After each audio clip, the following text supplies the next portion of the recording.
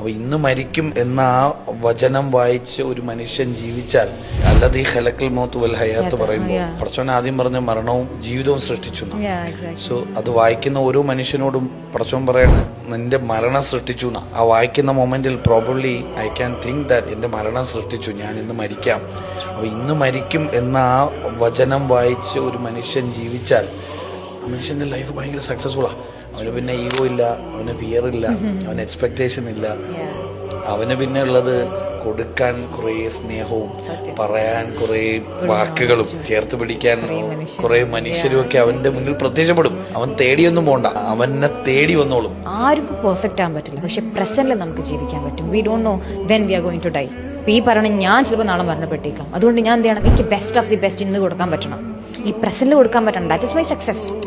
അല്ലാണ്ട് വേറെ ഡെഫിനിഷൻ ഇല്ല. ഓക്കെ, ഞാൻ ഫ്യൂച്ചറിൽ ഉമ്മക്ക് അത് വാങ്ങിക്കൊടുക്കും അതല്ല.